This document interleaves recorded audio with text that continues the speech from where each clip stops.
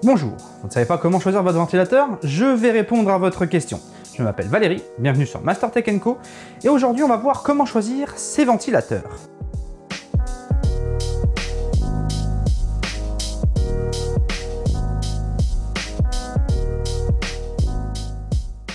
Avant de commencer, je vous conseille d'aller regarder mes vidéos sur les boîtiers PC, l'airflow, les systèmes de refroidissement, ce qui vous servira de base pour que vous puissiez tout comprendre simplement, car cette vidéo vient juste en complément des autres vidéos. Et par ailleurs, vous pouvez remercier un abonné, car sans sa demande, cette vidéo n'existerait probablement pas.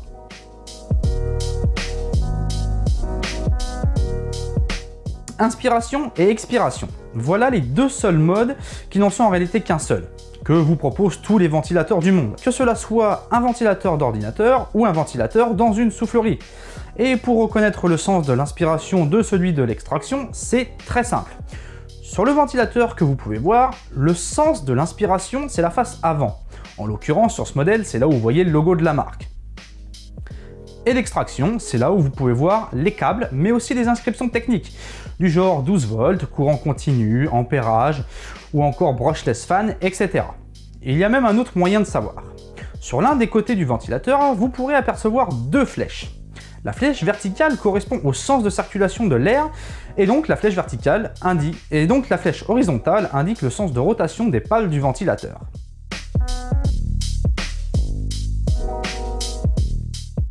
On va partir sur un petit peu de physique. Ne vous inquiétez pas, on va vulgariser tout ça et vous allez même faire une petite expérience. Mais avant, la pression statique d'un ventilateur désigne sa capacité à brasser de l'air dans un environnement restreint. Pour vous faire un exemple très simple, là, maintenant, prenez une grande inspiration. Ouvrez la bouche en grand et soufflez fort. C'est facile, n'est-ce pas? Maintenant, fermez presque totalement la bouche et soufflez fort tout en gardant la bouche presque totalement fermée. Vous sentez la résistance? Eh bien, la pression statique, c'est ça. C'est la capacité d'un ventilateur à envoyer de l'air dans un espace restreint, ou si vous préférez, à traverser des espaces restreints, comme des radiateurs de ventirad ou de water cooling. D'ailleurs, on exprime cette mesure en mmH2O. Et bien évidemment, plus cette valeur est élevée, plus le refroidissement est efficace.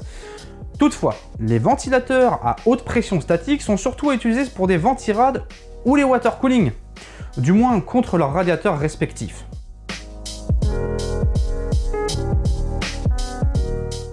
Pour ce qui est de ces deux appellations, elles veulent dire la même chose. CFM ou cubic feet per minute, c'est la même chose que mètre cube par heure. Seulement pour avoir la valeur en mètre cube par heure, il faut multiplier les CFM par 1,75. Si votre ventilateur possède 70 CMF, multipliez donc 70 par 1,75, ce qui fait donc 105 mètres cubes par heure. Mais vous pourriez aussi vous demander à quoi correspondent ces valeurs. Eh bien, elles correspondent au nombre de litres d'air brassé par minute dans le cas des CFM ou par heure dans le cas des mètres cubes par heure. Les CFM ou mètres cubes par heure indiquent donc le montant de l'air qui traversera votre ordinateur ou vos radiateurs.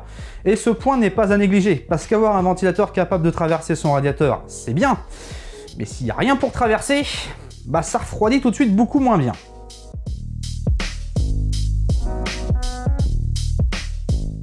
Le RPM est une unité de mesure, rotation par minute. Mais bon, ça, vous vous en doutez. Elle correspond à la vitesse de rotation de votre ventilateur. Plus un ventilateur possède de RPM élevé, plus il tournera vite. Mais la vitesse, elle sert à quoi, me diriez-vous?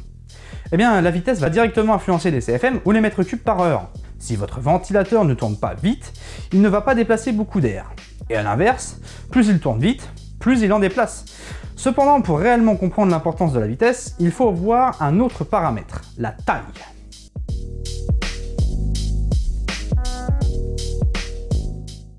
Oui, bah pour le coup, la taille elle compte. 120 mm, 140 mm, 200 mm, ça change tout. Et là aussi, c'est une question de physique.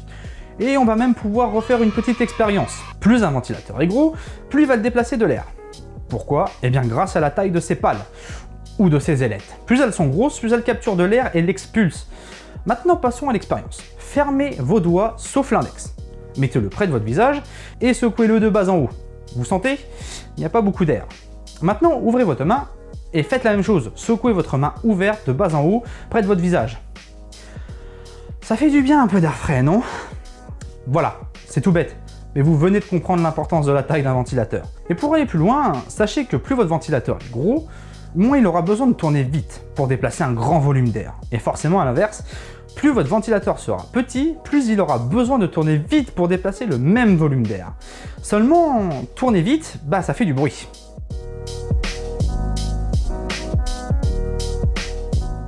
La grande majorité du bruit n'est pas dû au ventilateur en lui-même, mais au déplacement d'air qu'il provoque et aussi aux vibrations. Plus un ventilateur tourne vite, plus les vibrations sont intenses, ce qui peut faire entrer en résonance votre tour.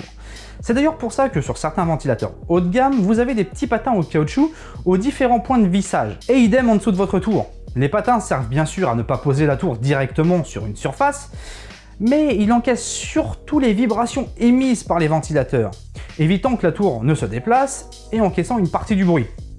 Le bruit émis par les ventilateurs sont calculés en dBA, soit en décibels. Là pour le coup, je ne vais pas vous faire un cours de physique, sachez juste, 10 à 15 décibels, un ventilateur est considéré comme silencieux. À partir de 35 décibels, vous avez une turbine à côté de vous. N'oubliez pas, plus un ventilateur tourne rapidement, plus il fait du bruit. Seulement, moins il tourne rapidement, moins il sera efficace.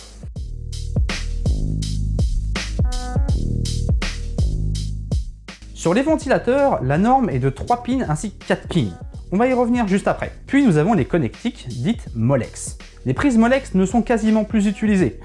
Cependant, faites attention si vous avez une tour avec un Rheobus intégré, et il se peut qu'elle demande des ventilateurs avec une prise Molex. Du coup, quelle est la différence entre 3 pins et 4 pins? Pour les ventilateurs 3 pins, on règle la vitesse de rotation manuellement, directement depuis le BIOS de votre carte mère ou un Rheobus, ou encore un logiciel. Les ventilateurs 4 pins, eux, se régulent automatiquement. Du moins, la carte mère les régule automatiquement. Mais on parle aussi de PWM et de non-PWM. La technologie PWM, ou modulation à durée d'impulsion, fonctionne tout simplement. Votre carte mère ou Rheobus envoie des impulsions afin d'arrêter et de relancer votre ventilateur, et ça plusieurs milliers de fois par minute. Ce qui permet d'avoir un contrôle de la vitesse des rotations ultra précise. Attention, cependant, seuls les ventilateurs 4 pins PWM disposent de cette technologie. Et sans le PWM, ça fonctionne très simplement aussi. Que ce soit pour des ventilateurs 3 pins ou 4 pins, le contrôle de la vitesse de rotation s'effectue avec une diminution de la tension ou une augmentation de la tension. En gros, plus le voltage est élevé, jusqu'à 12 volts, plus votre ventilateur va tourner vite. Et si on réduit le voltage, eh bien le ventilateur tournera moins vite.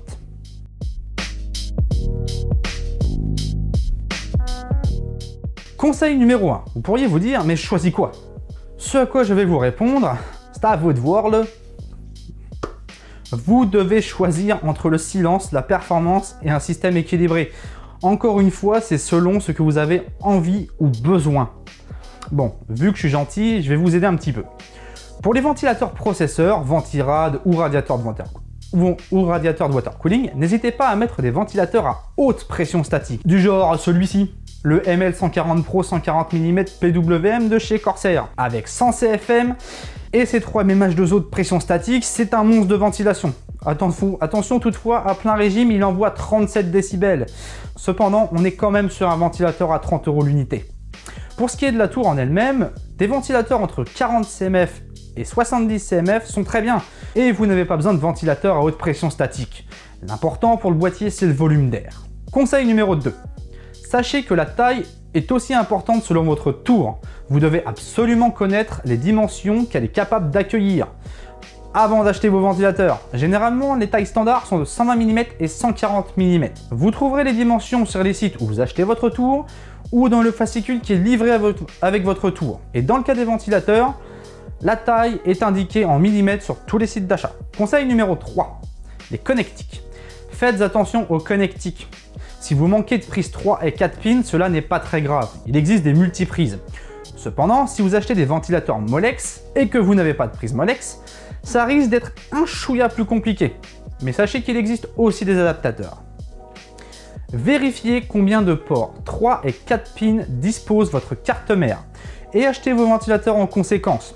Et si vous voulez être tranquille sans avoir à régler la vitesse de rotation de vos ventilateurs, eh bien, il faut prendre des ventilateurs 4 pins PWM, dans la limite des ports dont dispose votre carte mère, sauf achat de multiprise 4 pins ou d'un Rheobus compatible PWM. Conseil numéro 4, n'oubliez pas, RPM, vitesse de rotation. Plus vos ventilateurs tourneront vite, plus d'air ils déplaceront, cependant gare au bruit. Le nombre de CFM est directement impacté par la taille des ailettes et des RPM. Plus vous aurez de CFM, plus il y aura de renouvellement d'air, donc de meilleur refroidissement. Et pour la pression, plus votre ventilateur aura de MMH2O, plus il sera capable de traverser un radiateur. Vous savez tout ce qu'il y a à savoir pour choisir vos ventilateurs. N'hésitez pas à vous abonner et à activer les notifications pour ne rien manquer. Vous pouvez aussi mettre un like et laisser un commentaire. En attendant, restez connectés.